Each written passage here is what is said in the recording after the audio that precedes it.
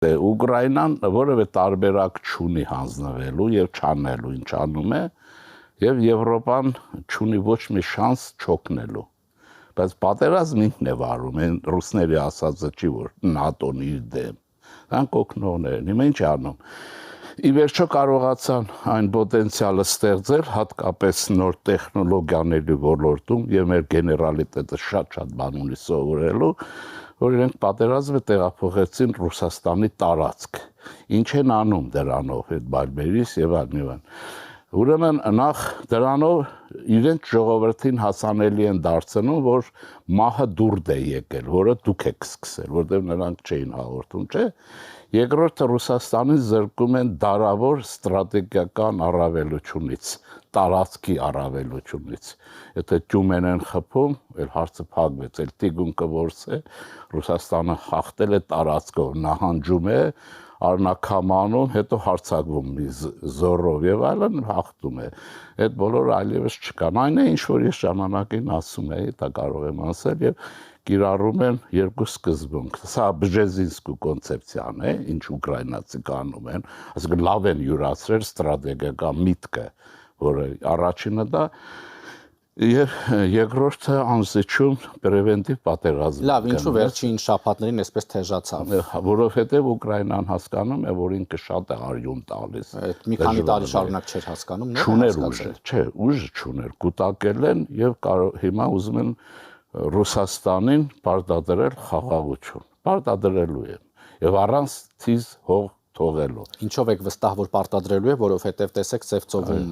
առաջարկվող հրադադարին ամեն դեպքում Ուկրաինայի կողմից առաջարկվող հրադադարին Ռուսաստանը այս պահի դրությամբ դեռ չի էլ համաձայնվում եւ մերժում է Ռուսաստանը գիտեք հոգեբանական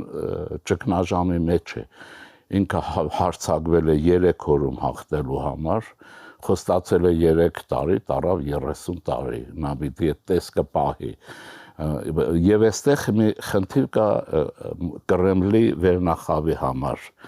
նման պայմաններում հեղաշրջումներ են լինում ցարին խեղդում են ռուսական ավանդույթով եւ ես վստահ եմ որ 1917 թվականի ցարի գահանգեցությունը հանգարց որ եղավ իրենք դա հիշում են որտեղ իրենք ուրիշին բարդադրում են կեղծ պատմություն իրենք իրենց պատմությունը լավ գիտեն Ռուսաստան հանգարց է փլուզվում բոլոր պատերազմների բարակայում եւ մի կետի վրա որ խաղում էին որովհետեւ հաղթեն դա այն է որ Ռուսաստանը հաղթել է որևէ պատերազմում եթե արևմտյան որևէ խոշոր տերություն իր հետ դաշնակից է եղել Ֆրանսիա, Անգլիա, Գերմանիա կարևոր չի։ Հիմա այդ դաշնակցին չի կարող։ Բայց հիմա նաև կան վերլուծություններ, որ քանի որ արխիվում Ռուսաստանում ընտրություններ են, մենք գիտենք, ապա շատ որոշիչ կլինի նաև ընտրություններից հետո հիմա այսպես ասած մի փոքր զիջումների է գնում կամ մի փոքր գուցեև թուլացել են Ռուսաստանի դիրքերը, ինչպես դուք եք ասում, բայց ընտրություններից հետո Ռուսաստանը նորից կակտիվանա։ Կակտիվանա, բայց ուկրաինացիները քնած չեն։ Մենք պետք է հիշենք, որ խորհրդային տարիների ռազմաարդյունաբերության լավագույն հատվածը Ուկրաինայում էր։ Եվ ուկրաինացիներն ունեն լավագույն զինվորական վերնախավ ունեցել են Վատուտին եւ այլն, դրանք ռուս չեն։ Բայց դե Ուկրաինան էլ է շատ ուժում եւ շատ զոհեր ունեն այս этаպում։ Եվ երկրորդը տեխնոլոգիաների ոլորտում շատ են առաջանցել։ Ես ձեզ կարող եմ ասել երկու գեներալի ազգանուն։ Առաջինը ուրեմն նախկին նախարարներ Զալուժնին եւ մեկը որ կա դրոպ ինչ որ նոր է սրանք նորագույն տեխնոլոգիաների նորագույն ստրատեգներն են համաշխարհային մասշտաբով եւ ամերիկացիներ վերլուծաբաններ որոնք ազնիվ են անգերցել ասում են որ նույնիսկ ՆԱՏՕ Միացյալ Նահանգների ռազմական գերատեսչությունները այդ մակարդակի գեներալիտետի հարցով գուցեև չունեն։ Մի քիչ զուսպ եմ։ Կա նաև այսպիսի տեսակետ, որ մինչև Մոսկվային չհասավ այդ հարվածները, ռուսները չպատկերացրեցին, որ իրենց երկրին պատերազմ է։ Դե այդպես է, կայսրությունն ու նվաճողը այսպես է, էլի, հիմա չեմ ուզում ասեմ վիրավորական չի ասած, ես ընդհանրապես դրան իրենց համար խմում էին էլի Բաբի Ռաժա այդ հայտնի բանը կա էլի այդ ուրեմն Ժուկովի խոսքը որ ասում են ուրեմն Բերլինի գրաման համար միլիոն զոհ ենք տալու տեսեք մեզ մոտ ինչ վիճակ է դա ասում են չէ ասում են Բաբի Ռաժա այդ ասում են թողներն զաթո կհաղթենք հիմա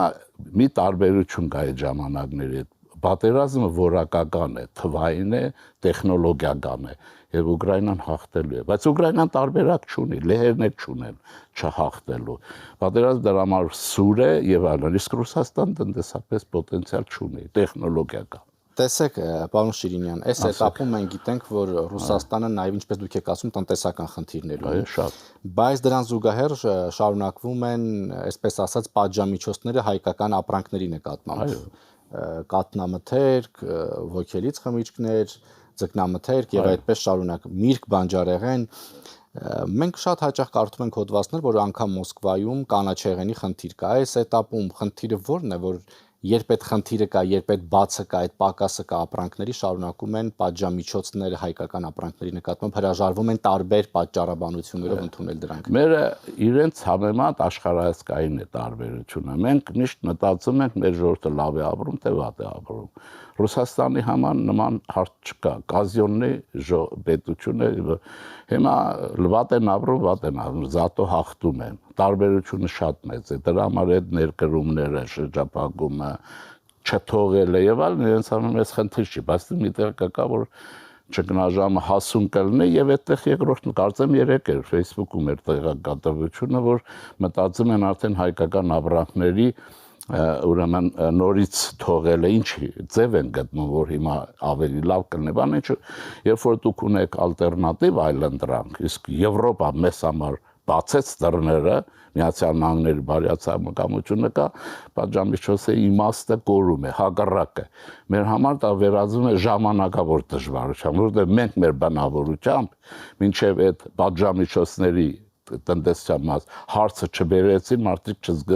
չզբաղվեցին ուրեմն գյուղատնտեսության բարելավման եւ այլ հարցերով։ Սա մեր բնավորության վատ գիծն է։ Քանի բայց տեսեք, այդ նույն ինչպես դուք եք ասում գյուղատնտեսության բարելավմամբ, այստեղ նաեւ մեր արտադրողներն էլ չէ, պետք է հետեւություններ անեն, որովհետեւ մենք շատ հաճախ մտնում ենք սուպերմարկետներ, տեսնում ենք իտալական, ֆրանսիական, իսպանական գինիների որակը գինը եւ դրան զուգահեռ հայկական։ Ես որպես ազգային բնավորություն ասեցի։ Մենք գիտեք ինչ կա, ունենք խորքի մեջ լավագույն ստրատեգիական մտածողության աշխատանքներ, գրքեր եւ այլն։ Եվ բայց հիմնական սպիրկում են բախվել։ Բայց մենք չունենք ստրատեգիական ընդգրկման մակարդակ ու մասշտաբ։ Եթե դա ունենայինք, մենք 30 տարի այնպես կազմակերպեինք Արցախում, որ այս աղետի առաջ չենք կանգնի։ Երբ որ ես ժամանակին ասում էի քուրարաքսը պետք է ստեղծվի, մարդ կար, կամահարանքով բանով էսի չխոսում, ինչի մասն է խոսքը, բայց մենք կանգնեցինք այդ խնդրի առաջ։ Դա մեր պակասն է, բայց դա հետևանք է պետականություն չունենալուն։ Եթե ունեք պետականություն, խնդիրը գալիս ունենալ լավ հեռուստաընկերություն,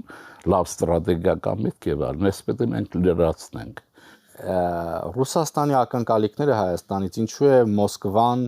պահանջում շարունակում է պահանջել, որպեսզի Հայաստանը հանրաքվե անցկացնի եւ դուք գիտեք, որ վերջին օրերին նաեւ այսպես ասած ժամկետների մասին են խոսում, որ այո, մինչեւ դեկտեմբեր Հայաստանում պետք է հանրաքվե լինի, որպեսզի հայ ժողովուրդը որոշի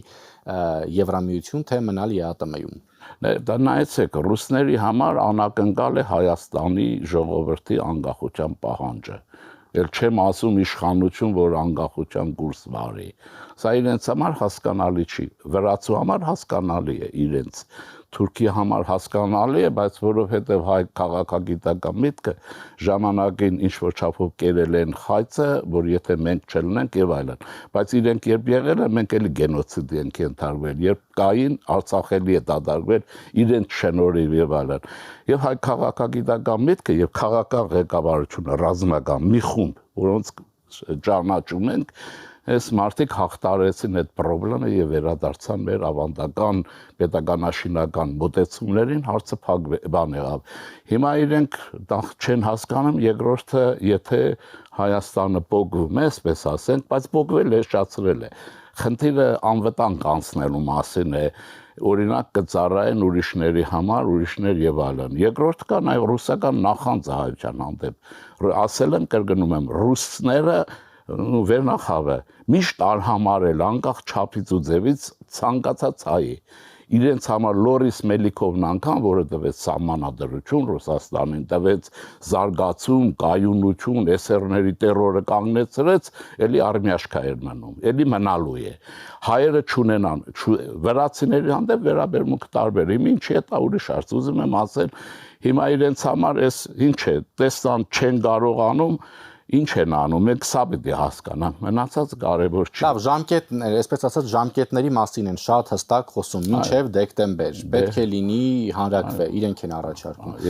Եթե օրինակ չեղավ այդ հանրակրվեն, ինչ քայլերի կարող է դիմել Ռուսաստանը եւ ինչու են ժամկետներ դնել։ Երկրորդ ժամկետն են նշելու, ասեմ, մինչև ապրիլին, եթե եւ այլն, որտեղ իրենք այլևս ուղիղ միջամտության հնարավորություն չունեն Հայաստանի ներքին գործերին, նախ սա ուրիշ պետության ներքին գործերին բաց այդ միջամտելու պրոբլեմ է, բայց դա ունի նաեւ դրական կողմ։ Արևմուտքը տեսնում է, թե սրանք ինչպես են աշխատում, որը օրինական չի եւ այլն։ Ուրեմն ինչն է նպատակը։ Սա պիտի հասկանանք, իրենք տապալում են թրիփի նախագիծը տեխնոլոգիական, գիտեն, չէ, հայերին թողեցիր ինչ ասել են տապալում են թրիփի նախագիծը։ Դե չթողեն, խառնագություն լինի, անընդհատ անհանգստություն, ինչ որ կա, կայունություն չլինի, գլխավորը Հայաստանը չունենա կայունություն, եւ այստեղ իրենք որոշակի հաջողություն ունեցան, որովհետեւ ազգային ժողովում տեղավորեցին ռուսական ուժ։ Այդ ռուսամետ եւ անհետեթությունը։ Դուք էլ կարող եք ռուսամետ լինել, ես էլ կարող եմ լինել, մյուսն էլ, բայց դա մեր անկախության ընկալումների հետ առնչություն չունի։ Բայց իրենք Պետդումայի մասնաճյուղ ստեղծեցին Հայաստանի Հանրապետության ազգային ժողովում, այստեղ է մեր դժբախտությունն ու վատը, որ եղավ, բայց կկարողանան հարց լուծել, կարծում եմ իրենք փորձելու են ապակայունացնել մինչև վերջ, ինչքան կարող են։ Դրանից հետո մտածում են, լավ կլինի մի բան կանենք, չի։ Մինչև վերջը ո՞րն է։ Հայաստանի պետականության լիկվիդացիա։ Իրենց խնդիրը սա է մնում, թրիփը չթողել, զարգացում չթողելու համար եւ արևմուտքի դաշինքներ խանգարել ինչքան հնարավոր եւ Հայաստանի պետականության կազմալուծում, ինչը որ անում է այս բանը, նամեստնիկը, Կովկասի նամեստնիկ են ուղարկել, ռուսերեն եմ ասում, տեղապահել է։ Գոլիցինը, Սամվել Կարապետյանը դա Գոլիցինն է, որոնցով դաշկովն է։ Նստել է եւ այդ process-ը արտակնաբես ինքն է կառավարում, ես նույնիսկ կասկած ունեմ, դա ինքը չի կառավարում։ Ուղիղ մենք Մարիա Զախարովայի եւ այն բանը Կիրիենկոյի կառավարման տակ է սադվածը, ռուսական սեգմենտը։ Սա են նախկին վիճակը։ Ազգային ժողովի ընդդիմադիրների նկատի ունի։ Իհարկե, դրանք ռևանշիստներ են, ընդդիմադիր չկա։ Էլի չկա, մենք չունենք ընդդիմադիրներ, հիմա չունենք էլի։ Անունը կարող եք այդպես ասեք, բայց ռևանշիստները սա ռուսական ուժ է։ Դե դուք տարբեր ձևերով ասեցիք ընդդիմություն չի, դա ռևանշիստներ են, ասացիք, որ ոչ թե ռուսամետ են, այլ ռուսական ուժեր են, Պետդումայի մասնաճյուղն է։ Մասնաճյուղն է։ Եվ նա կառավարվում է վստահաբար Կիրիենկոն է վերահսկում։ Ես չեմ բացառում, որ Պուտինին զեկուցում են բարբերաբար ինչ է կատարում հարազատ Հայաստանում, հայ ժողովրդի մեջ, իրենք Հայաստան բառը շատ չեն սիրում, այդպես է, բայց մեզ համար դա չպետք է դառնա մի բան, որը մենք կանգնենք, մենք պետք է մոբիլիզացիոն վիճակի կանք, երկրի կայունությունը պետք է բոլոր պարագաներում ապահովի եւ զարգացման հնարավորություններ։ Ու նայենք նաեւ ինչ է կատարում Ռուսաստանում, ինչ է կատարում Իրանում, մեր շուրջն է, Հորմուզում եւ այլն, այս բոլոր մեր շուրջն է։ Մենք կիզակետում ենք հայտնվել մեր կամքից անգախ, բայց այս անգամ բարեբախտաբար։ Բայց դուք նորմալ եք համարում այն բանավեճ, այն խոսույթը, որը այսօր տեղի է ունենում Հայաստանի Հանրապետության ազգային ժողովում։ Չէ, դա նորմալ է։ Ես հիշում եք մեր վերջին ընտրությունների նախորդ շրջանում ես ասել եմ, ձեր մոտ ու կրկնում եմ, մենք չենք ունենք պարլամենտ, չունենք պարլամենտարիզմ։ Ընտրություններն անցան, մենք ունենք պարլամենտ, երկու թևանի, այնտեղ կարևոր չի քանիսներն են ֆրակցիայում բանում։ Չունենք պարլամենտարիզմ, այդ պարլամենտական մշակույթը չկա եւ չի կարող լինել։ Մենք ունենք մի պարլամենտ, որտեղ դեմոկրատական ուժերը մուտք չունեն երկու անգամ է։ Հիմա կարող եք քննադատել։ Դե դեմոկրատական ուժերը պետք է հետևություն ունենան։ Չէ, անում են, բայց այդ վիճակում դա հնարավոր բան չէ, բայց դա ողբերգություն չի։ Հիմա այս վիճակում մնում է ինչ։ Այս սրանց խնդիրն է, ռուսական ուժի խնդիրն է սաբոտաժը, պետականության, իրենք էդ էլ անում են, սաբոտաժ։ Ինչու է անհետևական, անհասկանալի քաղաքացու համար արազների բան, որովհետև նայում են հայ մարդիկ են ինչու են անում, այս մի հարցը կա, երկրորդը կա, որովհետև իրենք չգիտեն իրենք ինչ են անում։ Չէ, բայց դա առհասարակ կապ չունի ով ինչպես է անում, բայց մեկը ծափ է տալիս, մյուսը սեղանին է խփում։ Դե սաբոտաժ է, էլի։ Սաբոտաժ է։ Պարլամենտը Ես առհասարակ բոլորին նկատի ունեմ, ոչ թե կոնկրետ որևէ։ Մեկ է, այնտեղ երկու բևեր է։ 10 սատ էլ լինեն, երկու բևերն է։ Բանն է քաղաքացիական պայմանագիրն է վարչապետի հենարան